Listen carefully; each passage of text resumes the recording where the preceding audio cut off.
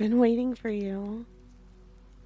I want to welcome you back to the Midnight Library, our secret little world, a place where the outside can't reach us.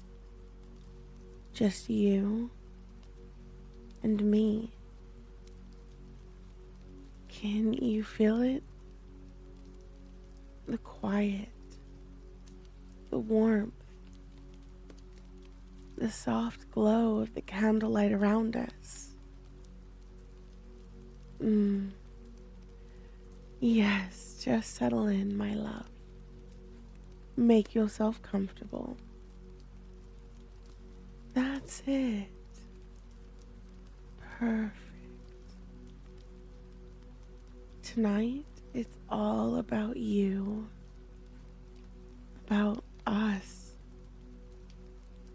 And I'll be right here, whispering, teasing, and making every moment just a little more intimate. So lean in, closer.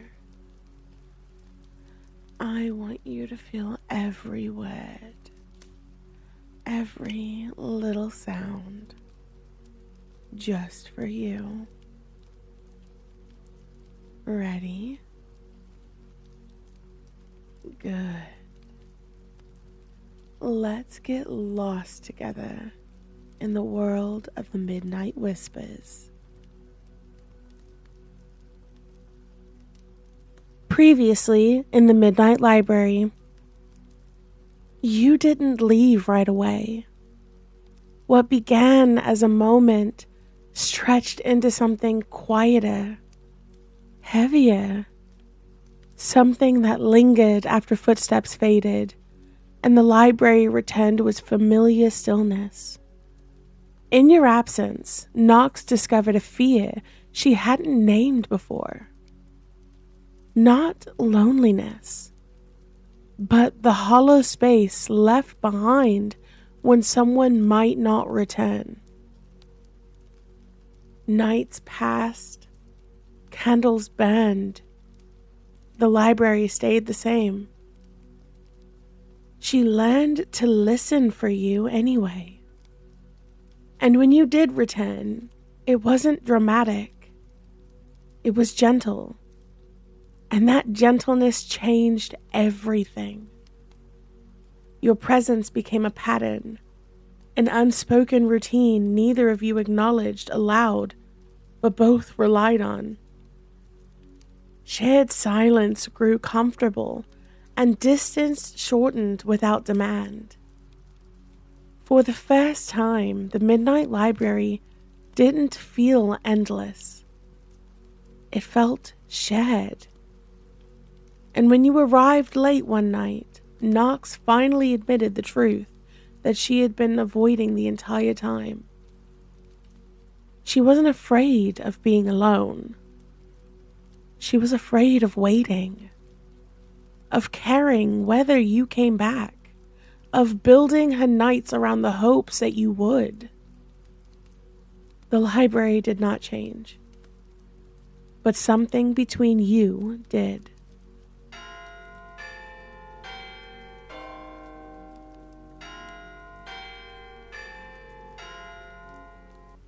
Chapter 4. The Quiet Between returns. You didn't leave right away. Neither of us spoke, and the Midnight Library did not acknowledge the difference. The candles burned at the same pace as they always had.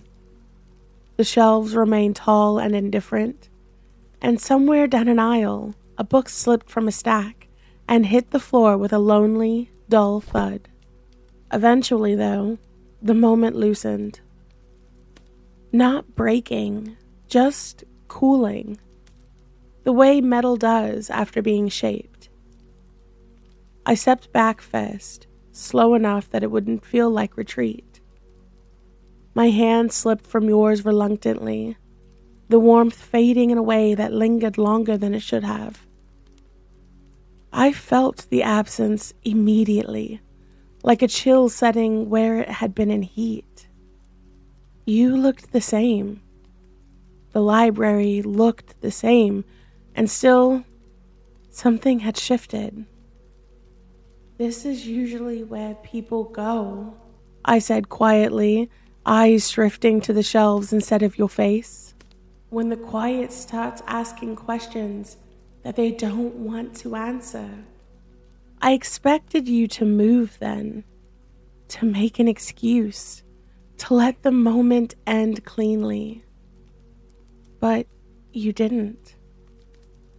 You stood there, thoughtful, unhurried, as if you were deciding something rather than escaping it. And that hesitation, that choice to stay just a moment longer, made my chest tighten in a way I didn't fully understand yet.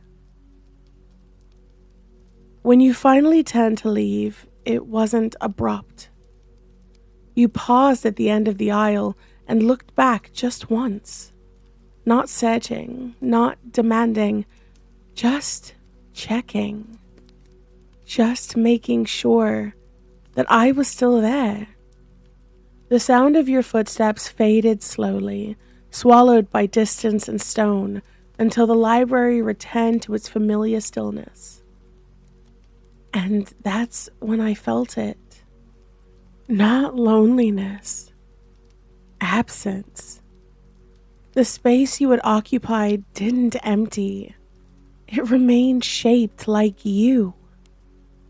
The air felt warm where we had stood, stubbornly holding on to the echo of shared breath. I stayed there longer than necessary, staring at the blank lantern, aware of how different the silence felt now that it wasn't shared. I told myself it would pass. The Midnight Library had seen thousands of people come and go. I'd watched them leave fragments of themselves behind without ever noticing. I'd lived comfortably in this quiet for longer than I cared to admit. But that night, when I walked the aisles alone, the stillness pressed differently. I found myself noticing things I'd never before. The uneven flicker of certain candles, the way dust gathered in corners you would have noticed, and the faint draft near the eastern stacks where the air always felt colder. I slowed my pace unconsciously, matching a rhythm that wasn't there anymore. Waiting. I didn't expect you to come back. That was the part I didn't want to admit, even to myself. Hope felt dangerous. It always had. People passed through this place often enough, drawn by curiosity or boredom or a fleeting need for quiet. They stayed for a night, sometimes two, and then left with a polite distance. You felt different, and that terrified me. I told myself I wouldn't listen for your footsteps, but I did anyways. Every night I learned the sounds of the library better than I'd ever before. The way wood settled as the temperature shifted, the difference between a book falling and a person moving. I learned how easily hope could masquerade as habit. And when nights passed without you, disappointment settled in quietly. Not sharp enough to hurt, just heavy enough to stay. But then you returned. Not with drama, not with certainty, just presence. I felt it before I saw you. Not magically, not romantically, just a quiet awareness that the space beside me was no longer empty. And when I looked up and I met your gaze, something inside of me loosened that I hadn't realized I'd been holding on to. I said softly, not a question, but an acknowledgement. I didn't reach for you this time. I stayed where I was, letting you decide the distance between us. And when you stepped closer, slow and deliberate, I felt that same warmth settle in again. Familiar now. Expected. Relief followed quickly behind it. If you would. And I admitted quietly that I cared whether you did. The honesty surprised even me. But the way it feels I when continued. You're not here, it does. We began to fall into something gentle after that. Not a promise, but a pattern. You came at the same hour most nights. I began leaving a candle burning near the aisle you favored. Not for symbolism, just practicality. You always stopped there first, as if grounding yourself before going deeper. Sometimes we spoke, sometimes we didn't. Both felt right. You learned the small routines of the library without even trying. The places where the floor creaked, the shelves that leaned just enough to brush your shoulders. And I learned yours. The way you always paused before sitting. The way you held your breath when a thought felt too close to say out loud. We never said it was a habit, but it was. And one night, when you didn't arrive on time, fear settled in hard and fast. Not panic. Worse. Resignation. I told myself you had simply chosen not to come.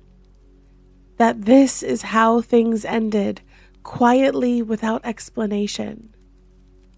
I hated how much the library had felt empty and how much the thought of you gone had hollowed my chest. And I thought how deeply I had come to rely on your presence to soften the night. And when you finally appeared, later than usual, relief washed through me so suddenly I had to look away. I admitted after a moment. That something had happened to you, just that you wouldn't come back. I glanced at you, searching your face carefully. But I added, quieter still. When you're leaving. My hand hovered near yours, not touching yet. I think I've I added, quieter still. Around the idea that you might be here. The library remained unchanged, but the space between us felt full, not demanding, not consuming, just shared. And in that quiet understanding, built from routine, honesty, and the fear of absence, I realized something I hadn't allowed myself to name before. This wasn't about the library. It was about the way you returned, and the way that I waited.